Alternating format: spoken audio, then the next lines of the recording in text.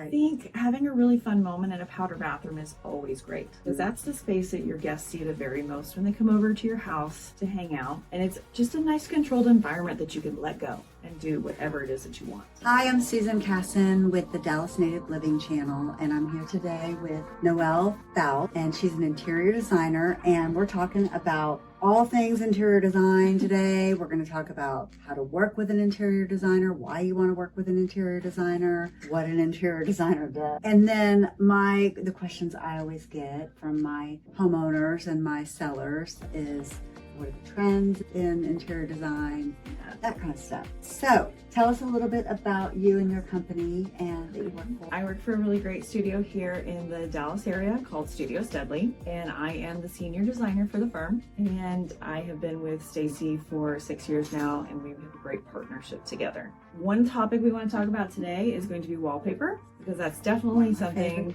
yes, me too, something great in the market and super easy to do. Adds a lot of personality or texture to any space. One type of wallpaper that's really big right now would be like a mural style. I love this. Yeah, like lots of bright colors that can be introduced into the room and just something a little bit different than your typical wallpaper. So where do you think that people are putting wallpaper the most? Probably in powder bathrooms and laundry rooms are the top two areas that we're doing wallpaper in. And then what about this one? You said you did that one for something special. We did this one for a craft room, for a kid's craft room for a client. It was really fun. They have 3 wonderful children. They all love to make really great craft projects.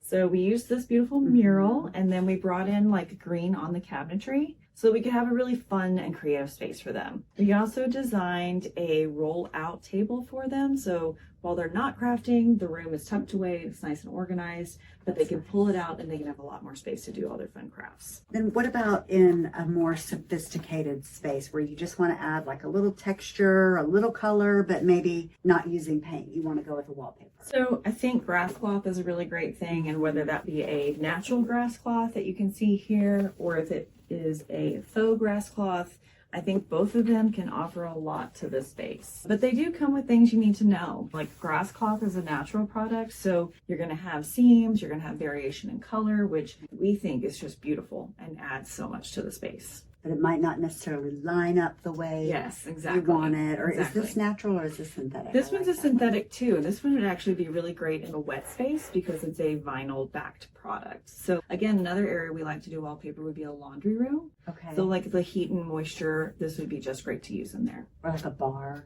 It's really fun to do wallpaper in bars too. That would be fun. Okay, I like that. And then what about this kind of fun, this cute little butterfly type? I think having a really fun moment in a powder bathroom is always great, right? Because that's the space that your guests see the very most when they come over to your house to hang out. And it's just a nice controlled environment that you can let go and do whatever it is that you want. And then I'm seeing over here is like the updated version of what I also see when I'm showing homes from the 70s, like the metallic. Yes, lots of metallic. It doesn't have the flock metallic. We can still see that from the 60s and 70s, and I think it's really cool. It is. It's another great way to bring in texture. But sometimes if you don't want to do anything that's just totally neutral, you can always bring in a nice metallic. It warms up the space and just offers a little something extra. Okay. And then what about if you're just like, I can't do wallpaper. I've lived through that. I had to scrape it off and paint and retexture. Yes. I just want to go with paint. So what are we seeing as far as, I get this question all the time from my sellers. Yes. What are like the 3 colors, neutral colors to paint before you sell a house, or if you've just moved into a house? What are you seeing trend-wise? So trend-wise, we're definitely seeing a lot of warmer tones come back into the market, lot less gray. And if it is a gray, it's going to be more of a warmer gray. Something maybe a little bit lighter than accessible beige, or even this shiitake from Sherwin-Williams is a really beautiful color that we like to bring into the space. And then for me personally, my favorite great white that I turn to is going to be alabaster. It can be beautifully paired with pure white for your trim for a real subtle tone on tone difference. But again, just really classy, and that way you can change up your furniture, your art, your accessories, your rugs anytime you want. And again, it's easy for buyers to come in and imagine their space because it's got a good neutral background. That's important because you can always use like a pop of color with fabric or pillows or drapery or whatever that you can change out from time to time. But a classic neutral is always good to have as a backdrop. It definitely is. Good. What about the trend of the color drenching with the paint? Okay, so color drenching is again a beautiful thing we're seeing in the market as far as interior design goes.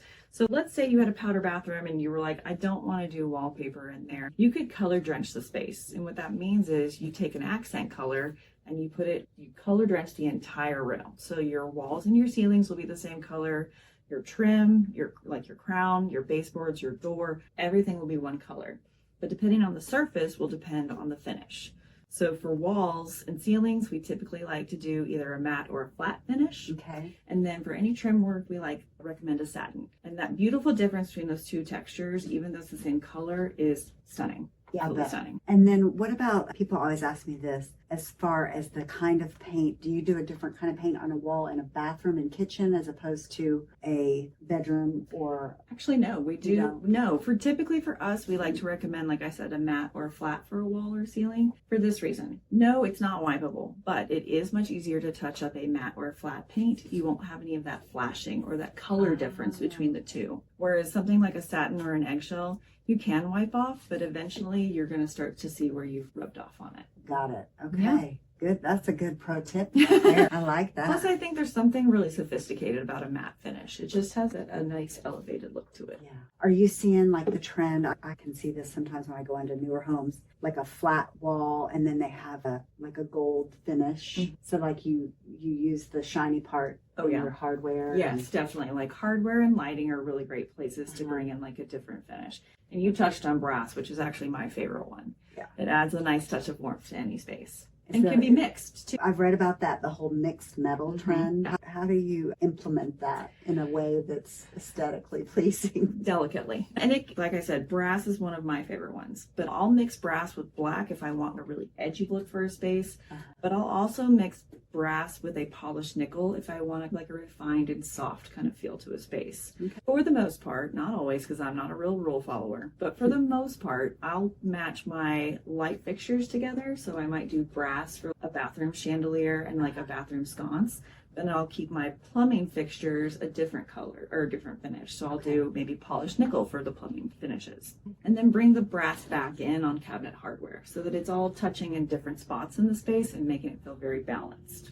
Awesome. We moved around the studio here. We're in a section we want to talk about. Some of the questions that I get asked the most are about flooring and tile and backsplash. And there's just so many choices. I think it's very overwhelming to people. Obviously, there's all different kinds of budgets. So can you just walk us through? We'll start with flooring first. Yeah. You want to walk us through? This is one that I see in super high-end house, and I also see it in like rental property. Yeah. Because of its durability and definitely aesthetic look. Great durability, great price point with these kind of products.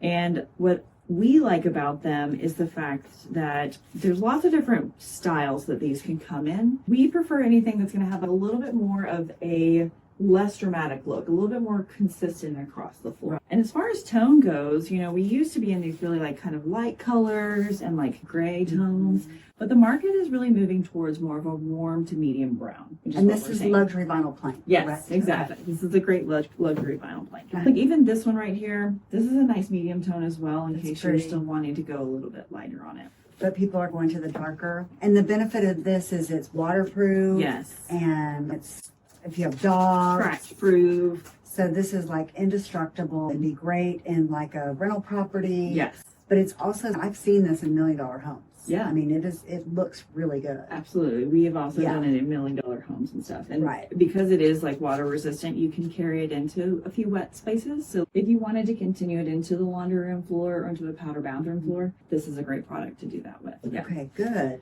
Yes. Okay. Then on the next extreme, then we have some really beautiful engineered, again, creating balance with a little bit more warmer tone is what we're seeing within the market. I would call this a good medium tone, whereas this is going to be a little bit more of a medium light tone, both of which we're seeing a lot and very complementary to a lot of furniture that you can see on the market and stuff these days. So the benefit to this, as opposed to just a sand and finish real hardwood, is this comes stained. You don't have to. Yes, this comes stained. Yeah, this comes ready to go. But we definitely are still seeing a lot of nail down real hardwoods in the home, just because it is a timeless product that you can put down one time, love it for a long time, and then refinish it whenever you want. Right. Are you seeing, I know the hand scraped was really popular for a while. Yeah. Are you still seeing that? Or are you just not seeing as much? Straight. A little bit more smooth and definitely like a wider style plank. Okay. I think for a long time we were in like that 3/4 inch plank, so give or take 3 or 4. Now we're doing a lot of 5 and 7, some 9, depending on like the type of product that we're going for. But a little bit smoother, less shiny, a little bit more on like the matte or a satin finish on the floor. And then as far as you were talking about continuity, so you try to keep the same flooring almost throughout the whole house? Yes, we don't typically do, and nor do we recommend doing tile in a kitchen. We like keeping that continuity throughout the house. If you have a great like luxury vinyl plank or an engineered floor or a real hardwood, it's nice to carry it through the kitchen. There's no reason to be afraid. Okay. And then what about carpet and rugs and that kind of thing? You have some little cute. So yeah, so let's say like you had talked about maybe clients who move into a home and they are wanting to make some changes but don't have the money just right away, because we all know buying houses is tough and it's hard. So adding a nice area rug is always a great thing to just change up the space without having to spend a lot of money. And depending on the fabric or the content of the rug, it's really something that could last you a long time and something you could take with you should you decide to sell your home. Or if you decide to do a wood later, you can always put the rug back on top. Exactly. Or move it into another room or something like that. So you could do something that has a really great pattern like this. You could do something that's super neutral and keep it just really calm, or you could be really bold. I'm personally a bold person. And that's like a handmade rug there? This is a custom rug made from a fabulous designer, Amy Switzer, but she has a really great price point on her products. Just because it's custom doesn't mean it's out of your reach. And then, so now let's talk about countertops, because Yeah. that's the other thing. A countertop can really update your kitchen in like with almost no other. Yeah, you just have someone come out and measure, Yeah, and that's it. and done. They come in and they put it in. It's not Yeah. like you have to change all the other things. Yeah. And we had talked earlier about natural stone versus a man-made quartz product. I think you love both and we definitely love both. Right. But we are putting in a lot of quartz products because it's easy to maintain, it's really durable, and it's very consistent. Like for instance, Taj Mahal is a warmer colored stone. It's very hot on the market right now, whether it be a natural or a quartz product, which like this one is. This is MSI's new one and it's stunning. It is the most realistic to Taj Mahal that I have seen, and it's flying out of the warehouse. So if you love it, get it now. And what are the benefits of cleaning quartz versus, I know marble's hard to care for. Like, how do you clean it? So this is just easily cleaned with any easy solvent, and you can just really use anything on this. Okay. Like you don't have to really worry about it too much.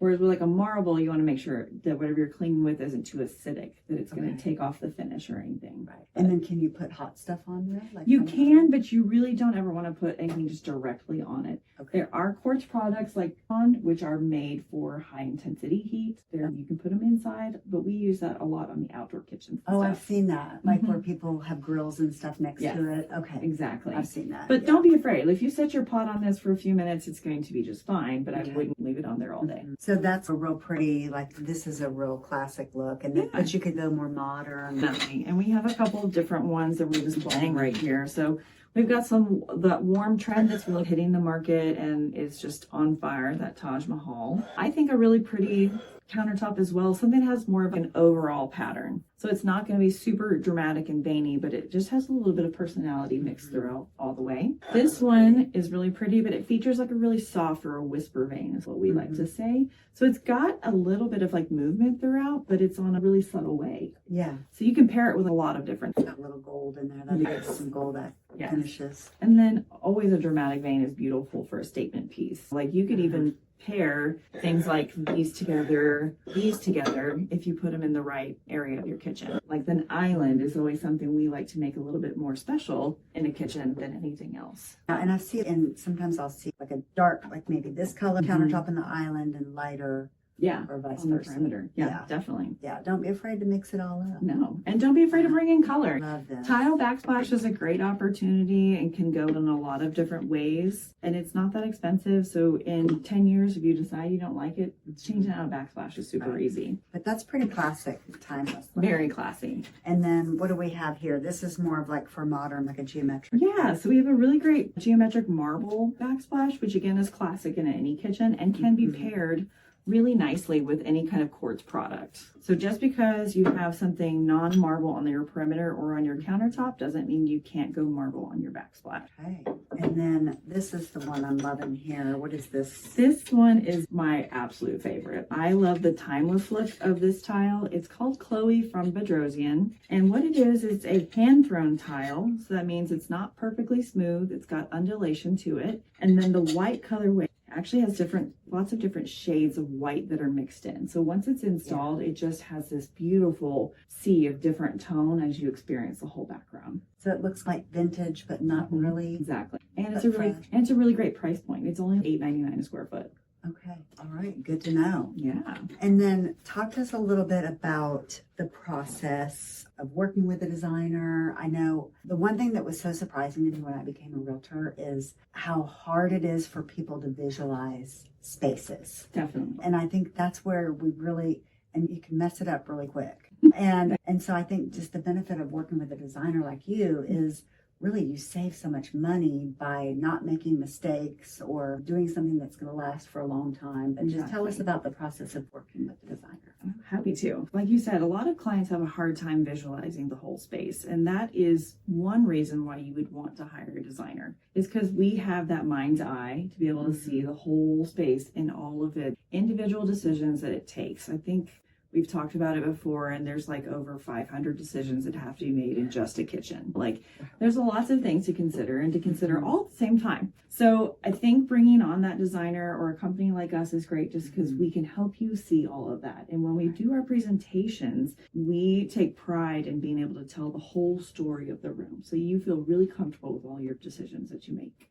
And you understand their lifestyle and what you were saying about the craft room and how you could clean it all up. That's important it's important to me. I can walk by and not have to see a mess in the craft. Yeah, I think it's really great to understand what clients' wants and needs are on all different types of levels. Like, what's the purpose of this room? What do you want it to feel like?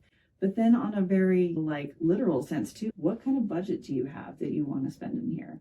I think a lot of misnomers that are had about designers is that you can't afford us. That's not true, because we're real people. We have real budgets. We have real money. And if you know how much you want to spend, we're happy to work with that, happy to view that and help you maximize that number so that you get more out of it than you probably could have done on your own. Because I'm sure you have relationships with your vendors. You can do. get more, there's more to see out there, what costs are, and you can put these things together. For somebody that might spend 3 Saturdays in a row going around to all these different design shops and furniture stores and Home Depots, and they're still paying full retail. Yeah, exactly. Where you might be able to source all that and save them some money. Definitely. The advantage of working for Studio Steidley in our space is that we have a lot of resources right here at our fingertips.